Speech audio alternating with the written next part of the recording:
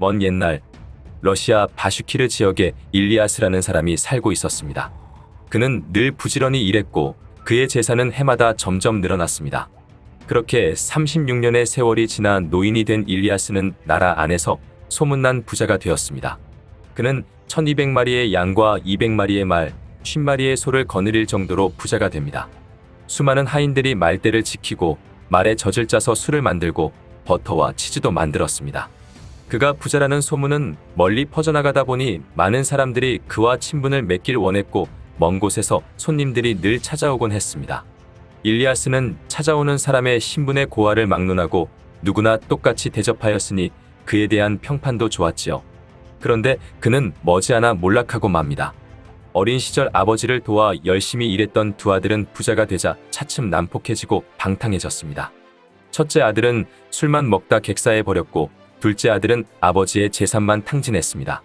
게다가 딸들도 시집을 가게 되며 지참금을 보내니 일리아스의 재산은 크게 줄어들게 됩니다. 그러다 가축들 사이에 전염병이 돌고 엎친 데 덮친 격으로 마적단에게 말들을 강탈당하고 맙니다. 결국 일리아스의 나이가 70이 되던 무렵 그에게 남은 것이라고는 아무것도 없게 되고 맙니다. 또 몸도 늙고 쇠약해져서 일도 못하게 되었죠. 늙고 가난해진 일리아스 부부에게는 의지할 사람도 없었고 재산도 하나도 남지 않았습니다. 결국 일리아스는 아내와 함께 종살이에 나서기로 합니다. 말년에 비참하게 된 일리아스를 동정한 이웃사람이 그를 도와준 것입니다. 그는 형편이 넉넉하지는 않았지만 일리아스가 부자로 살 때 이웃들을 돕고 가난한 사람들을 차별하지 않으며 정성껏 대했기 때문에 이 부부를 흔쾌히 돕고 싶었던 것이었습니다. 부인과 함께 우리 집에 와서 살도록 하세요. 우리 밭에서 힘이 허락하는 만큼 일하고 겨울에는 가축들도 좀 돌봐주세요. 가끔 말젓도 짜서 버터도 만들어주시고요. 두 분이 입을 것과 먹을 것은 걱정하지 않도록 해드리겠습니다.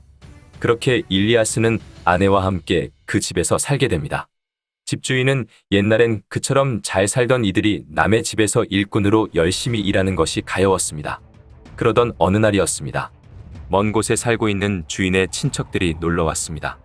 손님들은 맛있는 요리를 먹으며 시간을 보냅니다. 그러면서 일리아스에 대한 이야기를 합니다. 방금 창밖에 지나가는 노인을 봤소? 네, 잠깐 보았습니다만 그 노인이 왜요? 저 사람은 이 지역에서 제일 부자였습니다. 일리아스라고 하는데 그 이름을 들어본 적 있지 않으십니까? 아, 들어본 적 있어요. 그에 대한 소문은 널리 퍼져 있었지요. 그랬을 겁니다. 그런데 그렇게 부자로 살던 일리아스가 지금은 가난해져 우리 집에 와서 살면서 일을 해주고 있습니다. 사람들은 크게 놀랍니다. 인생이란 마치 수레바퀴처럼 돌고 돈다고 하더니 어떤 사람은 위로 올라가고 어떤 사람은 아래로 내려가고 아마도 인생은 그렇게 바뀌나 봅니다. 저렇게 늙은 나이에 일을 해야 한다니 지금 저 사람의 마음은 얼마나 쓰릴까요? 그러자 집주인은 조용한 목소리로 말합니다. 하지만 저들 부부는 아주 열심히 일하고 있고 만족해 보이는데요. 그렇다면 우리 저 노인분과 잠시 이야기를 해보는 게 어떨까요? 지금까지 살아온 이야기도 들어보고 궁금한 것도 물어보고요. 집주인은 일리아스를 큰 소리로 부릅니다. 할아버지, 할머니, 잠시 여기 오셔서 술 한잔 하시지요.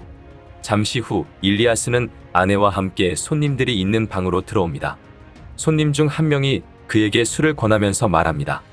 할아버지, 옛날에 그렇게 잘 사셨다고 들었습니다. 그런데 지금 이렇게 가난해지셨으니 예전에 잘 사시던 때가 생각나지 않으십니까? 그래서 괴롭지 않으십니까? 글쎄요. 우리 부부는 50년을 함께 살면서 늘 행복을 찾으려고 노력했습니다. 하지만 지금까지 행복을 찾은 적이 한 번도 없었습니다. 우리들은 지금 아무것도 없는 가난뱅이가 되어 남의 집에서 하인 노릇을 하고 있는데 이 생활도 벌써 2년이 되었습니다. 그런데 우리는 이제서야 겨우 행복이 무엇인가를 알 것 같습니다.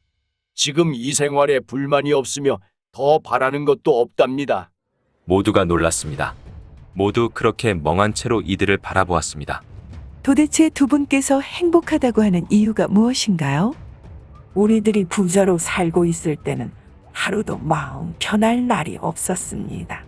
늘 바쁘고 언제나 신경이 곤두섰고 걱정만 많았습니다. 손님들이 매번 찾아오는데 그들에게 무엇을 대접할지, 선물은 무엇을 주어야 할지, 어떻게 해야 신뢰가 되지 않을까 그런 걱정만 했습니다. 그리고 손님이 돌아가면 종들을 감독하고 관리하는 일에 신경 써야 했습니다. 또 망아지나 송아지가 늑대에 잡혀갈까 망을 보다 보면 잠을 제대로 자지 못합니다. 한 가지 걱정거리를 해결하면 또 다른 새로운 걱정거리가 생기게 되니 한시도 마음 편할 날이 없었습니다. 이번엔 무슨 농사를 지을까? 밭에는 무슨 씨앗을 뿌릴까? 이런저런 걱정이 끝이 없었습니다. 그러다 남편과 의견이 맞지 않으면 크게 싸우기도 하였죠. 남들이 우릴 부자라고 부러워하는 동안 우리 부부는 행복과 거리가 먼 생활을 했던 것입니다. 그렇다면 지금은 어떤가요? 지금이요. 지금은 편히 자고 남편과 함께 자유롭게 무슨 말이라도 할 수 있어요. 평화롭게 이야기를 주고 받다 보면 말다툼할 일도 전혀 없어요. 그저 힘되는 대로 열심히 하면 점심도 먹고 저녁이 되면 따뜻한 방에서 잘 수가 있습니다.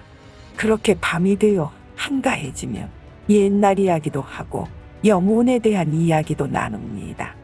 그렇게 지난 50년 동안 우리가 찾던 행복이 바로 지금 눈앞에 와 있는 것입니다. 손님들은 이해가 가지 않는다는 듯이 웃었습니다. 가난한 지금에 와서 행복을 찾았다는 것은 그들에게 전혀 이해되지 않았던 것입니다. 하지만 잠시 시간이 지나자 식사를 하던 모두가 부끄러움을 느끼며 웃음이 없어지고 깊은 생각에 잠기게 됩니다. 단편소설 일리아스의 행복은 러시아의 대문호 톨스토이의 작품으로 우리가 늘 놓치고 있는 부와 행복의 관계를 잘 다루고 있습니다. 행복을 찾기 위해 행하는 우리의 행동들이 간혹 우리의 행복과는 멀어지게 만드는 것은 아닌지 생각해 봅니다.